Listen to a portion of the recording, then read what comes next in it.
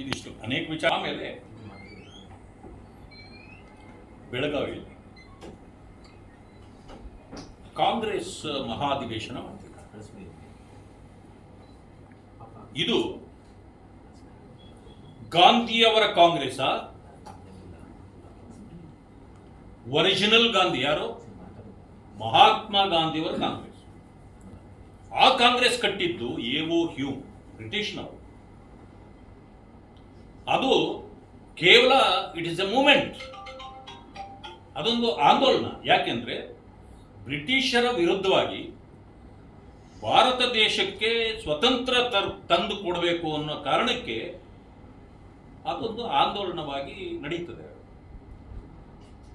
Okay, ಅದರ ಯಾರೇ ಕಟ್ಟಿರಲಿ, ಅದನ್ನ ಪ್ರಮುಖರು ಯಾರಾಗ್ತಾರೆ ನಮಗೆ ಅಂದ್ರೆ ಮಹಾತ್ಮ ಗಾಂಧಿಯವರು ಅದರ ಪ್ರಮುಖ ಮುಂಚೂಣಿ ನಾಯಕರಾಗ್ತಾರೆ. ಅದಾದ ನಂತರ ತೀವ್ರತೆ ಸಿಗುತ್ತೆ, ಅವರು ಸತ್ಯಾಗ್ರಹಗಳನ್ನು ಮಾಡ್ತಾರೆ. ಬ್ರಿಟಿಷ್ನವರ ಪಿರಂಗಿಗಳಿಗೂ ಎದುರದೆ ಶಾಂತಿಯುತವಾದ ಹೋರಾಟವನ್ನು ಮಾಡಿ ಈ ದೇಶಕ್ಕೆ ಸ್ವಾತಂತ್ರ್ಯ ತಂದುಕೊಡುವಲ್ಲಿ ಅವರು ಯಶಸ್ವಿನೂ ಆಗ್ತಾರೆ.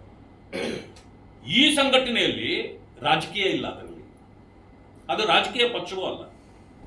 ಅನೇಕರು RSSನವರು ಇರ್ಬೋದು, ಬಜರಂಗ ದಳ ಇರಲಿಲ್ಲ, ಮತ್ತೆ ಜನಸಂಘ ಇರ್ಬೋದು, ಅಥವಾ ಬೇರೆ ಬೇರೆ ಸಂಘಟನೆಗಳಿರ್ಬೋದು, ಜನತಾ ದಳದಲ್ಲಿ ಯಾರ್ಯಾರು ಆಗ ಇದ್ರು ಅವರೆಲ್ಲ ಇರ್ಬೋದು. ಟೋಟಲಿ ಕಾಂಗ್ರೆಸ್ನ ಆ ಒರಿಜಿನಲ್ ಕಾಂಗ್ರೆಸ್ನಲ್ಲಿ ಎಲ್ಲರೂ ಹೋರಾಟ ಮಾಡಿದ್ದಾರೆ. ಎಲ್ಲರೂ ಮಾಡಿದ್ದಾರೆ.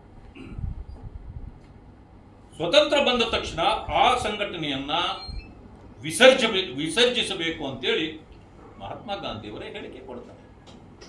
ಇವರು ಮಾಡೋದಿಲ್ಲ, ಹೋಗಲಿ. ಆದರೆ ನಾನು ಬಹಳ ವಿಚಾರಕ್ಕೆ ಹೋಗೋದಿಲ್ಲ. 1989ರಲ್ಲಿ ಮಾನ್ಯ ರಾಜೀವ್ ಗಾಂಧಿಯವರು ಅಧ್ಯಕ್ಷರಾಗ್ತಾರೆ. ಈ ಕಾಂಗ್ರೆಸ್, ಇವತ್ತಿರೋ ಕಾಂಗ್ರೆಸ್ 1989ರಲ್ಲಿ ರಿಜಿಸ್ಟರ್ ಆಗಿದೆ.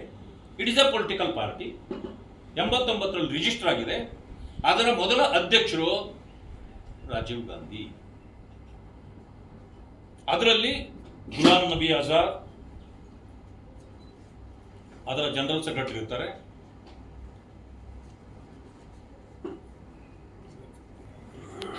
ಇದರಲ್ಲಿ ಒರಿಜಿನಲ್ ಗಾಂಧಿನೂ ಇಲ್ಲ, ಇಲ್ಲಿರೋದೆಲ್ಲನೂ ನಕಲಿ ಗಾಂಧಿಗಳು. ಈ ಕಾಂಗ್ರೆಸ್ ಒರಿಜಿನಲ್ ಕಾಂಗ್ರೆಸ್ ಅಲ್ಲ, ಇದು ನಕಲಿ ಕಾಂಗ್ರೆಸ್. ಅಸಲಿ ಕಾಂಗ್ರೆಸ್ ಮಹಾತ್ಮ ಗಾಂಧಿಯವರ ನೇತೃತ್ವದಲ್ಲಿ ಇದ್ದಿದ್ದು.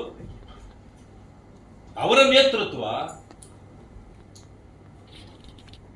ನೇತೃತ್ವ ಅದು ಒರಿಜಿನಲ್ ಗಾಂಧಿ ನೇತೃತ್ವ. ಈಗ ನನಗೆ ಬೇಕಾಗಿರೋದು ಬೆಳಗಾವಿಯಲ್ಲಿ ನಡೀತಾ ಇರತಕ್ಕಂಥ ಮಹಾಧಿವೇಶನ ಆ ಒರಿಜಿನಲ್ ಕಾಂಗ್ರೆಸ್ ಒರಿಜಿನಲ್ ಗಾಂಧಿಗ, ಅಥವಾ ಈ ಡೂಪ್ಲಿಕೇಟ್ ಗಾಂಧಿ ಡೂಪ್ಲಿಕೇಟ್ ಕಾಂಗ್ರೆಸ್ ಇದು ಗೊತ್ತಾಗಬೇಕು. ಒಂದು ಸಮಯ ನೀವು ನಿಮ್ಮ INCI ರಾಜೀವ್ ಗಾಂಧಿಯವರ ನಾಯಕತ್ವದಲ್ಲಿ ರಿಜಿಸ್ಟರ್ ಆಗಿರತಕ್ಕಂಥ ಪಕ್ಷ ಆದರೆ ನಮ್ದು ಯಾವ ಅಭ್ಯಂತರ ಇಲ್ಲ. ನೀವು ಮಾಡ್ಕೊಳ್ಳಿ, ನಿಮ್ಮ ಬ್ಯಾಶ್ ನೀವು ಮಾಡ್ಕೊಳ್ಳಿ. ಆದರೆ ಆ ಒರಿಜಿನಲ್ ಕಾಂಗ್ರೆಸ್ ಒರಿಜಿನಲ್ ಮಹಾತ್ಮ ಗಾಂಧಿಯವರ ಇದನ್ನು ನೀವೇನು ಮಾಡ್ತಾ ಇದ್ರೆ ಅದು ನಿಮ್ಮ ನಕಲಿ ಕಾಂಗ್ರೆಸ್ನ ಆಸ್ತಿ ಅಲ್ಲ. ಯಾಕೆಂದ್ರೆ ಅದರಲ್ಲಿ ಇಡೀ ದೇಶವಾಸಿಗಳು ಸ್ವತಂತ್ರಕ್ಕಾಗಿ ಹೋರಾಡಿರ್ತಕ್ಕಂಥವ್ರು. ಅದನ್ನು ಮಾಡ್ಬೇಕಂತಂದ್ರೆ ನೀವು ಅದರಲ್ಲಿ ಕೆಲಸ ಮಾಡಿರ್ತಕ್ಕಂಥ ಪೀಳಿಗೆ ಅವರನ್ನೆಲ್ಲ ಕರೆದು ನೀವು ಮಾಡಬೇಕಾಗಿತ್ತು.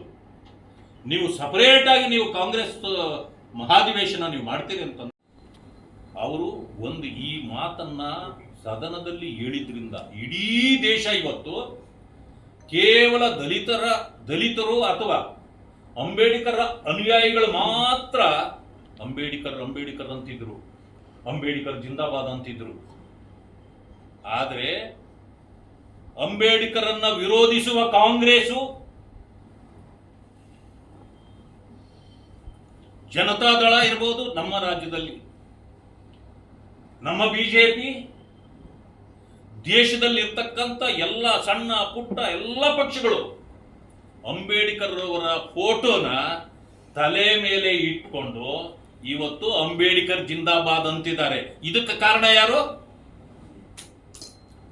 ಇಡೀ ದೇಶ ಅಂಬೇಡ್ಕರ್ ಹೆಸರಿಗೆ ಜಿಂದಾಬಾದ್ ಹೇಳಿಸ್ಲಿಕ್ಕೆ ಇವತ್ತು ಕಾರಣರಾದವರು ಮಾನ್ಯ ಅಮಿತ್ ಶಾ ಅವರು. ಆದ್ರಿಂದ ನಮ್ಮೆಲ್ಲ ದಲಿತ ಸಂಘಟನೆಗಳು, ಅಂಬೇಡ್ಕರ್ ಅನುಯಾಯಿಗಳು ಎಲ್ಲರೂ ಕೂಡ ಅವರಿಗೆ ಕೃತಜ್ಞತೆ ಸಲ್ಲಿಸಬೇಕು, ಅವರಿಗೆ ಗೌರವ ಕೊಡಬೇಕು ಇವತ್ತು. ಯಾಕೆಂದ್ರೆ ಅಂಬೇಡ್ಕರ್ ಅವರನ್ನ ತಲೆ ಮೇಲೆ ಜನ ಒತ್ತು ತಿರುಗುವಂತ ಮಾಡಿದ್ದು ಅದು ಭಾರತೀಯ ಜನತಾ ಪಕ್ಷ, ಅಮಿತ್ ಶಾ ಅವರು ಅಂತಕ್ಕಂಥ ಮಾತನ್ನು ಹೇಳಿದರು.